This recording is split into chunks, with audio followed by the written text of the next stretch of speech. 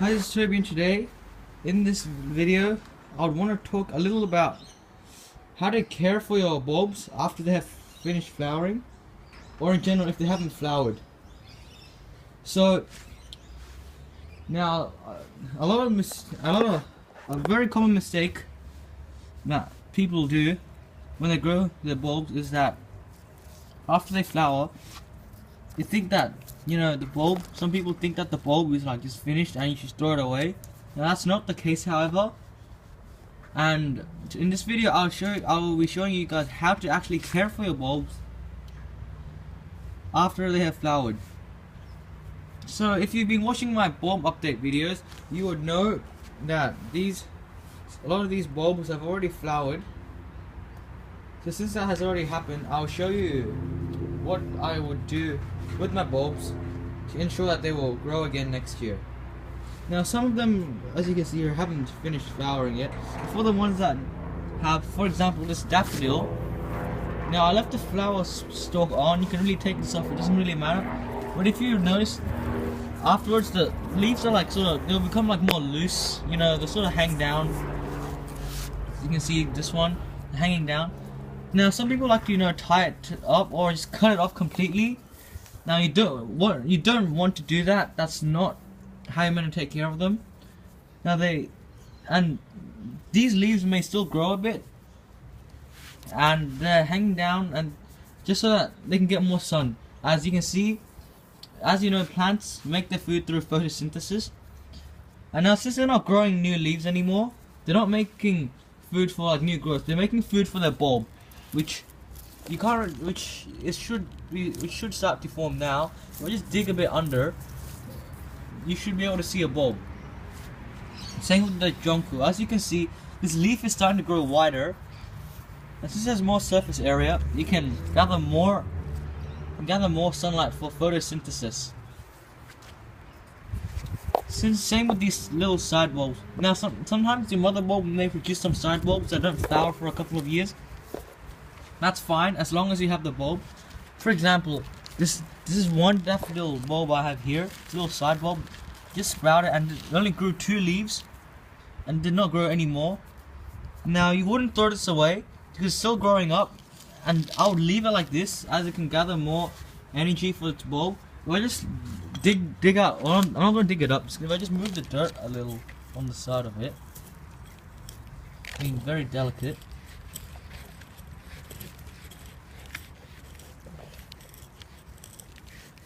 You can't really see it now, but if you just take a look at that, there's already a bulb underneath that's starting to form. So you want it to gather as much energy as it can to make that bulb as big as it can before it goes dormant. Same with this little guy. It only got 1 leaf, but I'd leave it like that so that it still grow. It's a little bulb. Now another example I want to show you is, if you remembered, I had that hyacinth, that purple flowering one. You see here, after it has flowered, the leaves have still continued to grow and have grown very long and wide. That's a perfect example of what I mean, that the leaves will still grow after it flowers.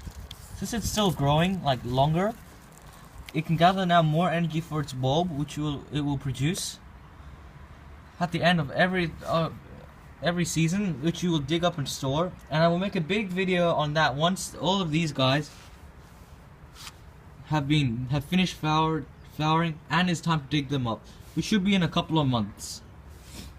Now sometimes your bulbs may not flower. Like for example, this tulip, as you can see, the flower is dying inside for some reason, unlike this one, which is growing very well.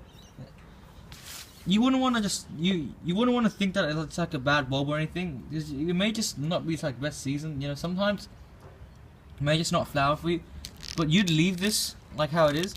It can grow side bulbs.